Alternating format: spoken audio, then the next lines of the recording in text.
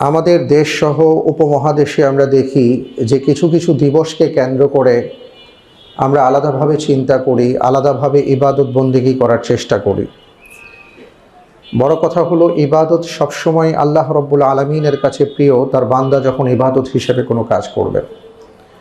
কিন্তু যখন আমরা কোনো কাজকে, কোনো আমলকে ইবাদত হিসেবে গণ্য করে সেটা করব, তখন নিয়ম হলো, যেহেতু এটা ইবাদত হিসাবে করব, অবশ্যই সেই বিষয়টার বিশ্লেষণ জেনে দালিলিক প্রমাণাদি নিয়ে তারপরে আমরা সেই কাজটি করব। কারণ ইবাদত বলা হয় ওই আমলকে যেই আমল করার ক্ষেত্রে কোরআন এবং সুন্নার দালিলিক পথ পন্থা বাতলে দেওয়া হয়েছে। তা আমরা দেখি যে শাবান মাসে আমাদের দেশসহ ভারত, বাংলাদেশ, পাকিস্তানের মধ্যে লাইলাতুন নিসফি মিন শাবান বা শাবানের মধ্য রজনী একটা বিষয় আছে। আমাদের দেশে যেটাকে আমরা শবে বরাত বলে থাকি। শবে বরাতকে কেন্দ্র করে আমাদের দেশে অনেক ধরনের রেওয়াজ আছে, রসম আছে, আবার অনেক ভালো কাজ আছে। তো এই বিষয়টা আসলে ইসলাম কি বলে এবং দালিলিকভাবে কোরআন এবং সুন্নার আলোকে এই বিষয়টা কেমন, আমরা কিভাবে আমল করতে পারি, সেই প্রসঙ্গে আজকে আমি আপনাদের মাঝে কয়েকটি কথা বলার চেষ্টা করব ইনশাআল্লাহ তাবারাকাল্লাহ। সেটা হলো, প্রথমত যেটা বলবো যে শবে বরাত এই শব্দটি আরবি এবং ফার্সি সংমিশ্রণে হয়েছে। শব মানে রজনী, বরাত মানে ভাগ্য। এটা যুগ যুগ ধরে আমাদের সমাজে চলে আসছে। আমরা মনে করি শবে বরাত মানে ভাগ্য রজনী, আমাদের ভাগ্যের পরিবর্তন হয়ে থাকে এই রাতে। আসলে বিষয়টা তা নয়। শবে বরাত যদি বলতে হয় তাহলে একটা রজনীকে বলতে হবে, সেটা হলো লাইলাতুল কদর। লাইলাতুল কদরই আমাদের জন্য ভাগ্য রজনী। এবং অধিকাংশ সাহাবার যে হাদিসের আলোকে আলোচনা করেছেন, এটাই পরবর্তীতে কোনো না কোনোভাবে দেখা গেছে যে আসলে লাইলাতুল কদর সম্পর্কিত হাদিস ছিল, কিন্তু সেই হাদিস পরবর্তীতে লাইলাতুন নিসফি মিন শাবানের সাথে সম্পৃক্ত করা হয়েছে। তো এই জন্য আমাদের জন্য সবচেয়ে ভালো হবে আমরা বলবো লাইলাতুন নিসফি মিন শাবান, শাবানের মধ্য রজনী। শাবানের মধ্য রজনী সংক্রান্ত বেশ কিছু হাদিস আমরা পাই। আর কি আমরা বলতে আমি স্কলারদের কথা বলছি, যারা হাদিস নিয়ে গবেষণা করেন। মোটামুটি প্রায় 24টা বর্ণনা আছে লাইলাতুন নিসফি মিন শাবানকে কেন্দ্র করে। 24টা বর্ণনা আছে এবং এই বর্ণনাগুলো যখন বিশ্লেষণ করা হয়েছে তখন দেখা গেছে যে এই বর্ণনার মধ্যে অধিকাংশই বা প্রায় সবগুলোই দাইফ বা অতিশয় দুর্বল। কিছু কিছু আছে একেবারে বানোয়াট, সেটা আমরা বাদ দিলাম। কিন্তু এর মধ্যে দুটো হাদিসের আলোচনা করা যেতে পারে, কারণ হাদিসের মুহাক্কিক যারা আছেন তারা একটা হাদিসকে বিশেষ করে সহি বলেছেন, একটা হাদিসকে নানাভাবে বিশ্লেষণ করে ওটাকে সহি বলেছেন। সেই হাদিসটা নিয়ে আমি শেষে আলোচনা করব। আরেকটা হাদিসের ক্ষেত্রে তারা বলেছেন হাসানুল লিগাইরিহি, যে এই হাদিসটা সুন্দর নানা কারণে, এবং এটাকেও কেউ কেউ গ্রহণ করেছেন। 8 জন সাহাবা মিলে সেই হাদিসটা বর্ণনা করেছেন। তাহলে আমরা বলতে পারি যে 24টা হাদিসের মধ্যে মূলত আমাদের আলোচ্য বিষয় হতে পারে 2টা হাদিস।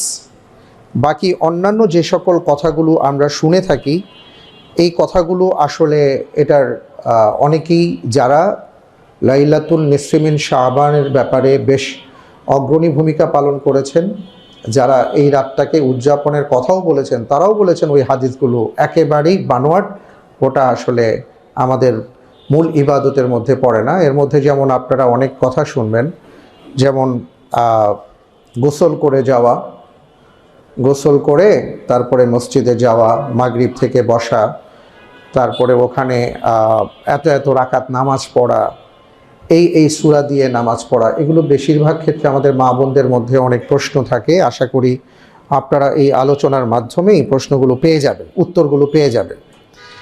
তো মূল ব্যাপারটা হলো যে এমন অসংখ্য বর্ণনা যা আছে, এই বর্ণনাগুলো যারা লাইলাতুন নিসফি মিন শাবানকে আমলের রাত বলেও গণ্য করেছেন, তারাও এগুলোকে প্রত্যাখ্যান করেছেন।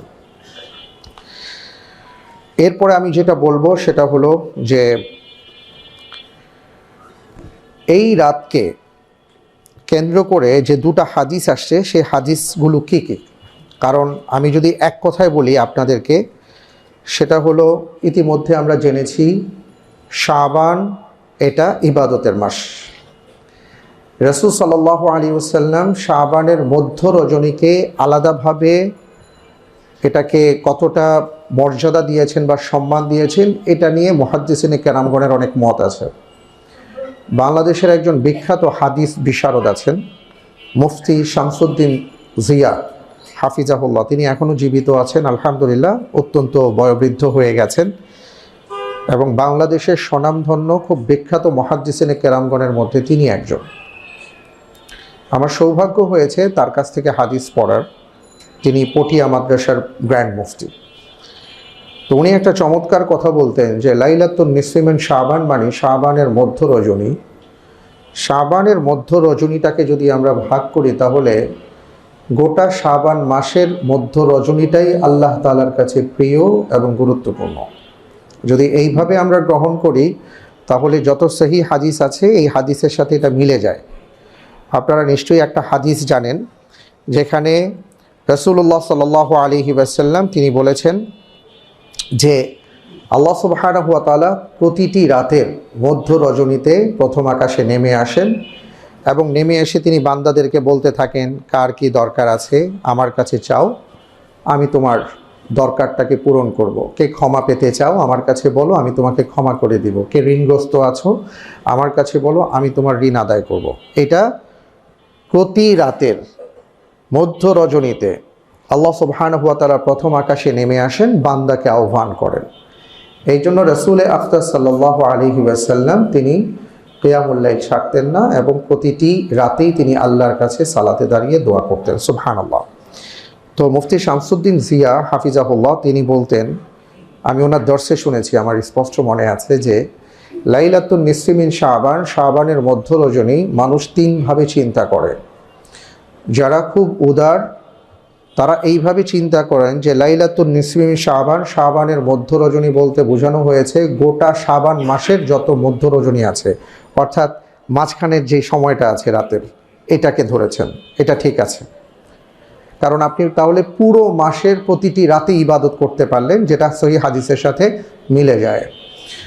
আরেকটা হলো যে কেউ ধরেছেন যে শাবানের মধ্য রজনী বলতে 11 তারিখ থেকে নিয়ে 20 তারিখ পর্যন্ত, পুরো শাবান মাসের মাঝখানের 10টা রাতকে ধরেছেন।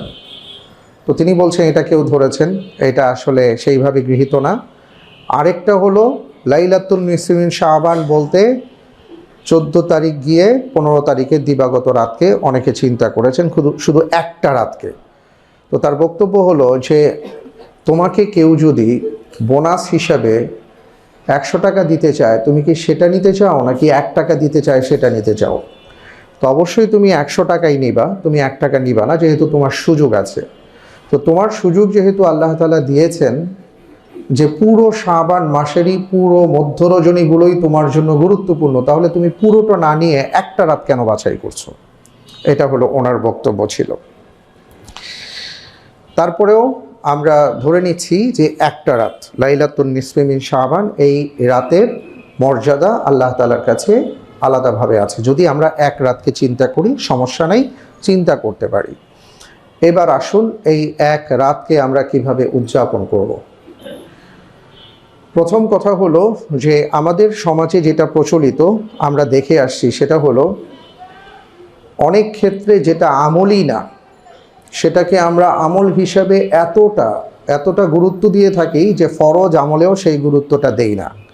এগুলো আলহামদুলিল্লাহ অনেকটা আমাদের কমে গেছে আমাদের সমাজে। যেমন কেউ একটা কাজ করবে, দোকান উদ্বোধন করবেন, একটা বাড়ি উদ্বোধন করবেন বা একটা ভালো কাজ করবেন, তো এই ক্ষেত্রে ওই সময় তার মিলাদ না পড়ালে মনে হয় না যে উনি একটা ভালো কাজ করেছেন বা ভালো কিছু করেছেন। একটা সময় ছিল খুব, উনি নামাজ পড়েন না এটা বিষয় না, উনি ফরজ ইবাদতের ধার ধারেন না ওইটা বিষয় না, কিন্তু তাকে মিলাদ পড়ায়া শুরু করতে হবে।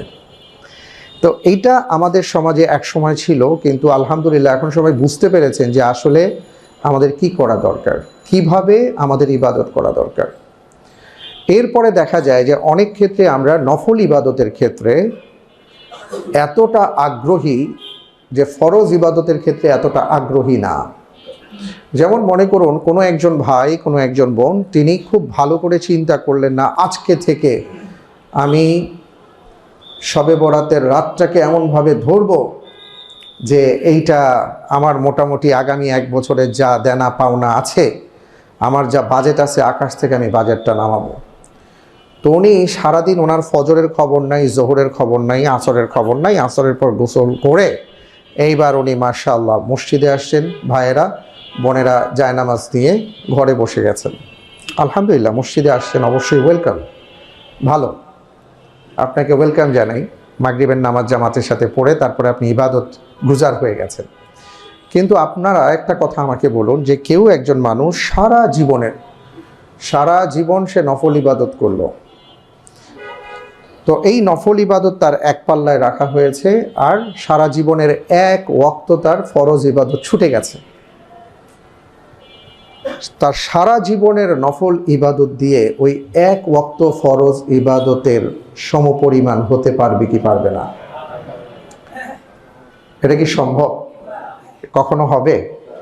হবে না। স্বর্ণের টুকরো, এখন তো আর কি যে একটা অবস্থা তৈরি হয়েছে, প্রতিদিন আমরা দেখি না যে লাগামহীন ঘোড়ার মতন ছুটে চলেছে। তো অনেকে দুষ্টুমি করে লিখে যে আল্লাহ একসাথে 1 কোটি টাকা হয়ে গেলেই ভালো হয়, আর ভাল লাগে না। অনেকে বলতেছে আর বিয়া শাদিই করবো না। অনেকে অনেক দুষ্টুমি করে। তো যেটা বলতে যাচ্ছি যে আপনি মনে করেন আপনার কাছে 11.5 গ্রাম স্বর্ণ আছে, 1 ভরি স্বর্ণের একটা বার আছে। দেখতে কতটুকু? এতটুকু, হ্যাঁ, একটা বিস্কিটের মতন মনে করেন।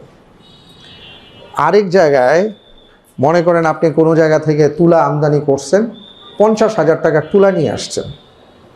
দেখতে কোনটা বেশি বড়? হ্যাঁ, তুলা বড়, স্বর্ণ একটা বিস্কুট, কিন্তু দাম কোনটার বেশি? স্বর্ণের দাম বেশি। সারা জীবনের নফল ইবাদত হলো তুলার মতন, ফরজ ইবাদত হলো ওই স্বর্ণের বিস্কিটের মতো। ছোট হবে কিন্তু ওজনদার হবে, মূল্যবান হবে। আমি আপনাদেরকে ডিসকারেজ করছি না, নফল ইবাদত করবেন না এটা বলছি না, কিন্তু আমি যেটা বলছি অবশ্যই নফল ইবাদত করবেন। নফল ইবাদতের ক্ষেত্রে অবশ্যই আপনি গুরুত্ব প্রদান করবেন, কিন্তু এর চেয়ে 100 কোটি গুণ বেশি গুরুত্ব দিতে হবে ফরজ ইবাদতকে। আপনি যদি মনে করে থাকেন যে সারা রাত নফল ইবাদত করব আর সব আল্লাহ তাআলা আমার গুনাহ খাতা মাফ করে দিবেন, অথচ ফরজ ইবাদত করলেন না, আপনার এই নফল ইবাদতের কোনো মূল্য আল্লাহ রাব্বুল আলামিনের কাছে নাই। সহজ কথা। ওমর বিন খাত্তাব রাদিয়াল্লাহু তাআলা আনহুর সময়ে ফজরের ওয়াক্তে ফরজ সালাতের শেষে ওমর বিন খাত্তাব রাদিয়াল্লাহু তাআলা আনহু দেখলেন ফজরের সালাতে কারা কারা আসছেন। একজনকে পেলেন না, উনি জিজ্ঞেস করলেন সে কোথায়? বলা হলো আসেনি। তিনি খবর নিলেন, তিনি নিজে চলে গেলেন। কি ব্যাপার, রাতে আসে নাই, ফজরে দেখলাম না। ঘর থেকে বলা হলো যে উনি সারা রাত নফল ইবাদত করেছেন, কিয়ামুল লাইলে ছিলেন, ফজরের আগে ঘুমিয়ে পড়েছিলেন, এই জন্য ফজরের সালাতটা তিনি আদায় করতে পারেননি মসজিদে গিয়ে। ওমর বিন খাত্তাব রাদিয়াল্লাহু তাআলা আনহু আফসোস করে বললেন, সে যদি সারা রাত ঘুমিয়ে ফজরের সালাতটা জামাতের সাথে আদায় করত, এটাই তার জন্য কল্যাণের ছিল। সম্মানিত ভাইয়েরা আমার, এই কথাগুলো আমি এই জন্য বলছি যে নফল ইবাদতটাকে এমনভাবে আমাদের সামনে উপস্থাপন করা হয়ে থাকে। আপনারা সেই দিন পত্রপত্রিকায় দেখবেন, মিডিয়াতে দেখবেন মারাত্মকভাবে, এবং আমাদের কাছে তখন মনে হয় যে ফরজ ইবাদতের চাইতে আমার নফল ইবাদত, শবে বরাতের নামাজ, শবে বরাতের রাত, এটা বেশি গুরুত্বপূর্ণ। কিন্তু আসলে বিষয়টা তা নয়। আপনাদেরকে এই জন্য বলছি, এটা বলা আমার দায়িত্ব, আপনাদেরকে আমার সতর্ক করতে হবে। আপনি অবশ্যই ওই রাতে আপনি ইবাদত করবেন না তা না, করেন, কিন্তু আগে দেখেন আপনার ফরজ ইবাদতগুলো ঠিক আছে কিনা।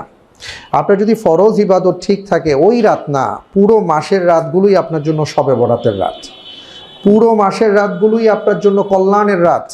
কিন্তু ফরজ ইবাদত যদি ঠিক থাকে তাহলে, কারণ কিয়ামতের ময়দানে আমি আপনি যখন আল্লাহর দরবারে দাঁড়াবো আর আমার ইবাদত নিয়ে যখন আমি কথা বলবো, আল্লাহ তাআলা দেখবেন যে এই বান্দা ইবাদত করার চেষ্টা করেছে ফরজ, কিন্তু ঘাটতি আছে।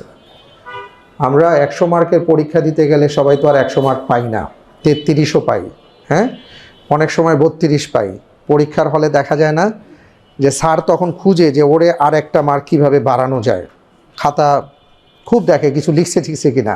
এই জন্য ছোটোবেলায় আমরা শুনতাম, আমাদেরকে বলা হতো পারো আর না পারো লিখতে থাকবা। অন্তত পক্ষে আমাদের পরীক্ষক যেন খাতা দেখে বলে না ও তো লেখার চেষ্টা করছে, ঠিক আছে 1 নাম্বার দিয়ে দিলাম। তো কিয়ামতের ময়দানে আমরা এইভাবে কিছু নাম্বার পাবো। হ্যাঁ, বলা হবে হালমিন তাতাওয়ু, তার অতিরিক্ত কোনো নফল ইবাদত আছে কি না। যদি আপনার আমার ফরজ ইবাদত ঠিক থাকে তাহলেই এই কথা বলা হবে হালমিন তাতাওয়ু, তার অতিরিক্ত কোনো নফল ইবাদত আছে কি না। যদি দেখে যে হ্যাঁ আপনি নফল ইবাদত করেছেন, নফল সালাত আদায় করেছেন, নফল সিয়াম রেখেছেন, তখন আপনার আমার ফরজের ঘাটতিগুলো ওই ইবাদত দিয়ে কিছুটা পূর্ণ করা হবে, আল্লাহ তাআলা তাকে মাফ করে দিবেন। কিন্তু আপনার ফরজ ইবাদতের খবর নাই, নফল দিয়ে আপনি তুলার গাছ বুনছেন, আপনার এই তুলা কোনো কাজে আসবে না যদি আপনার নফল ইবাদতের সাথে ফরজ ইবাদত আগে না থাকে। এই জন্য রব্বুল আলামিনের কাছে আমরা দোয়া করব, আল্লাহ তাআলা যেন আমাদের সবাইকে জীবনের যত ফরজিয়াত আছে, ফরজ ইবাদতগুলো আছে, তা যেন কখনো ছুটে না যায়, তা যেন আমরা অতীব গুরুত্ব দিয়ে আদায় করতে পারি। আল্লাহ তাআলা সেই তৌফিক আমাদেরকে দান করুন। এবার যে কথাটা বলবো সেটা হলো যে আপনার কি করণীয়। এই যে লাইলাতুন নিসফি মিন শাবানি কেবল আপনি রাতের নামাজ পড়বেন না ভাইয়া, এখন থেকে দিনে রোজা রাখেন, এখন থেকে রাতে 2 রাকাত 4 রাকাত 6 রাকাত 8 রাকাত করে পড়েন, অভ্যাস করেন। আপনি যদি মনে করেন যে সব ঠিক আছে, একেবারে যেই দিন রমজানের চাঁদ উঠবে সেই দিন থেকে আমি পুরো মাত্রায় খেলোয়াড়, নেমে যাব ময়দানে। দেখেন, যে একটা ছোট্ট বলকে লাথি মারে 90 মিনিট খেলার আগে সেও 6 মাস বাইরে গিয়ে প্র্যাকটিস করে, তারপরে মাঠে এসে 90 মিনিট খেলে। হুট করে তাকে দাঁড় করাইলেই সে খেলতে পারে না। আমাদের যুদ্ধ হয়েছে 54 বছর আগে, আবার কবে যুদ্ধ হবে জানি না। তাই বলে যদি আমাদের সেনাবাহিনী প্রতিদিন ঘুমায় আর খায় আর চিন্তা করে ব্যবসা বাণিজ্য নিয়ে ভালো আছে, এইটাই ঠিক আছে, আর কিছু করার দরকার নাই, কিসের ঘোড়ার ডিম যুদ্ধ টুদ্ধ, কবে যুদ্ধ হবে, 54 বছর চলে গেছে যুদ্ধ নাই, এই জন্য তারা বসে থাকে নাকি? প্রতিদিন তাদের সকালে উঠতে হয়, তাদের ব্যায়াম করতে হয়, প্র্যাকটিস করতে হয়, অস্ত্র চালাতে হয়, সব কিছু করতে হয়। কেন? সময় মতন যেন উনি সময়টাকে কাজে লাগাতে পারেন। আমরা যারা মনে করছি রমজানের চাঁদ উদিত হওয়ার সাথে সাথে একেবারে ভালো মানুষ হয়ে যাব, আর কিছুর দরকার নাই, সেই দিন থেকে অন্য মানুষ, আপনি ভুল করছেন।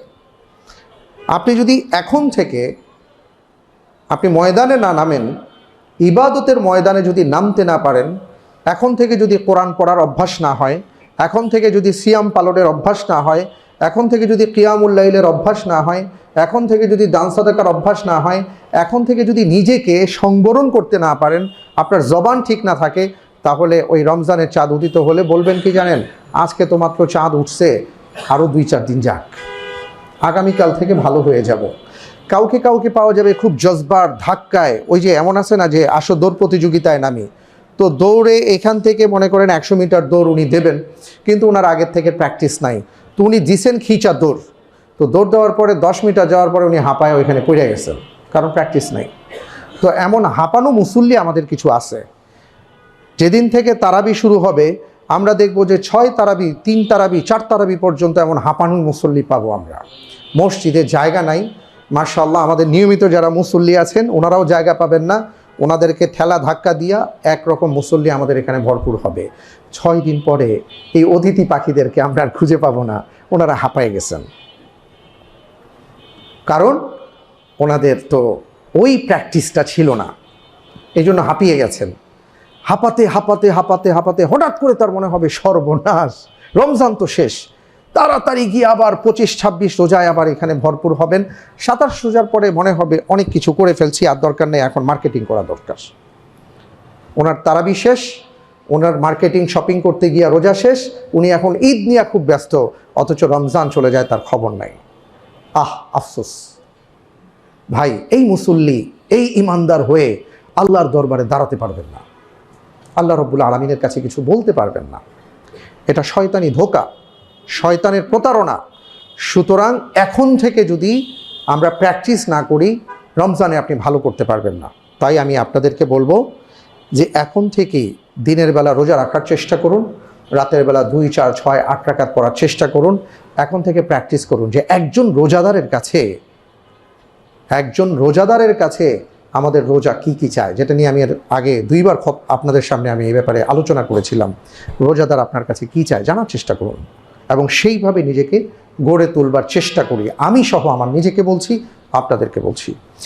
এবার যে কথাটা বলবো যে স্পেশাল ওই রাতের কোনো ইবাদত বন্দেগী নাই। রাসূল সাল্লাল্লাহু আলাইহি সাল্লামের হাদিস থেকে যা পাই সেটা নিয়ে আমি অল্প কথায় শেষ করব। এর আগে শুধু বলি, মা বোনেরা হালুয়া রুটির ধারের কাছে যায়েন না। এই হালুয়া রুটি এসে এই খাওয়া দাওয়া নিয়ে ইসলামে এমন আলোচনা কোথাও নাই, কিন্তু আমরা শয়তান আমাদেরকে এমনভাবে ধোকায় ফেলে দিয়েছে, কিছু হইলেই খালি খাওয়া দাওয়া। রমজান মাস নাকি খাওয়ার মাস, হ্যাঁ, কোনো হিসাব হয় না। আমরা জেনেছি আমাদেরকে বলা হয়েছে রমজানের কোনো হিসাব নাই, যা খুশি তাই খাও।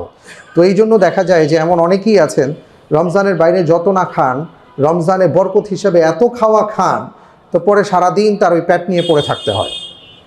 অথচ রমজান তো খাওয়ার মাস না, রমজান তো ভোগের মাস না, রমজান তো ত্যাগের মাস। অথচ আমরা ভোগ করে রমজানকে অন্যরকমভাবে নিয়ে গেছি। আমাদের মা বোনদের কাছে রমজানকে উপস্থাপন করা হয়েছে কত সুন্দরভাবে, কত আইটেমে আপনি ইফতার আর সাহারি রান্না করবেন। এই বেচারিরা রান্নাঘরে ঢুকে সারাদিন রান্নাঘরেই তাদের সময় চলে যায়, না পারেন দোয়া করতে, না পারেন কিয়ামুল লাইল পড়তে। আর আমরা গরম গরম ভাত না হলে আমাদের সাহারি হয় না, গরম গরম ওই যে পিয়াজু ঠিয়াজু হাবিজাবি না হলে আমাদের ইফতার হয় না। এগুলো আমাদের বাদ দিতে হবে। ঠিক এমনি করে এই লাইলাতুন নিসফি মিন শাবানকে কেন্দ্র করে আমরা বানাইছি কি, হালুয়া রুটি বানাইতে হবে, একজনের বাসায় আরেকজন পাঠাইতে হবে। কেন হালুয়া রুটি খাই? অনেক গবেষণা করে খুঁজে পাওয়া গেছে যে হালুয়া রুটিটা এই জন্য আসছে, রাসূল সাল্লাল্লাহু আলাইহি ওয়াসাল্লামের দান্দান মোবারক শহীদ হয়েছিল উহুদের যুদ্ধে, এবং তখন তিনি সারিদ বানায় খাইছিলেন, অর্থাৎ রুটিকে নরম করে এটার সাথে আরও কিছু মিশ্রিত করে পানির সাথে একদম গুলিয়ে নরম করে উনি খেয়েছিলেন। ওইখান থেকে ঠেলে ঠুলে টেনে টুনে কোনোভাবে অ্যাড করে বানানো হয়েছে যে হালুয়া রুটি খাওয়া সুন্নত। তাও উহুদের যুদ্ধ হয়েছে শাওয়াল মাসে, আর আমরা শাবান মাসে এটা পালন করার চেষ্টা করি। আসলে এগুলোর কোনো ভিত্তি নাই।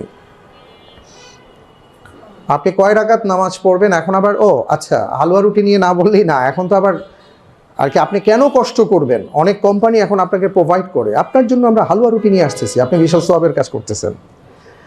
আপনি মানুষকে খাওয়ান, সমস্যা নাই, আপনি মানুষকে দেন, কিন্তু শবে বরাতকে কেন্দ্র করে, লাইলাতুন নিসফি মিন শাবানকে কেন্দ্র করে হালুয়া রুটি খাওয়ানো, এটা আপনি পেয়েছেন কোথায়? এটা যেহেতু নাই, এটা আপনি করেন না। আপনি অন্যদিন খাওয়ান, ইচ্ছা মতন খাওয়ান, সমস্যা নেই।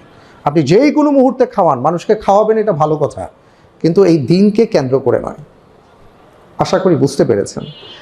এবং অনেকে অনেক রকম রুটি বানায়, কচ্ছপ বানায়, এটা বানায়, ঢাকা পুরান ঢাকাতে দেখা যায়। এগুলো আমাদের বাদ দিতে হবে। এখন অনেক কিছু বাদ হয়েছে, যেমন আগে কবরস্থানগুলো সুসজ্জিত করা হতো, হ্যাঁ, মসজিদ লাইটিং করা হতো, হুলস্থুল অবস্থা ছিল, হুলস্থুল অবস্থা আর কি, একটা ঈদ ঈদ জমজমাট ভাব। অনেক খুঁজে দেখা গেছে এটা কোত্থেকে আসছে, যে ওই যে দীপালি উৎসব, তাদের দীপালি উৎসবটাকে দেখে আমাদের মুসলমানরা চিন্তা করছে আমাদের কিছু একটা করা দরকার, ওখান থেকে আমরা এগুলোকে আমদানি করেছি। এগুলোর কোনো ভিত্তি নাই ইসলামে। আচ্ছা, এবার আসি, আপনার কি ইবাদত আছে? আসলে এটার জন্য আলাদা কোনো ইবাদত নাই, কারণ রাসূল সাল্লাল্লাহু আলাইহি ওয়াসাল্লামের দিন রাতকে এইভাবে কাটতো, এটা আশা করি আমরা সবাই বুঝতে পেরেছি। সুতরাং আলাদাভাবে কয় রাকাত নামাজ পড়বো, কোন সূরা দিয়ে পড়বো, এটার কোনো ভিত্তি নাই। আপনি প্রতি রাতেই পড়েন, 2 রাকাত, 4 রাকাত, 6 রাকাত, 8 রাকাত, যা পারেন আপনি পড়েন। দিনের বেলা রোজা রাখবেন, সবসময় রোজা রাখেন, শুধু এই রাতকে কেন্দ্র করে না, এই দিনকে কেন্দ্র করে না।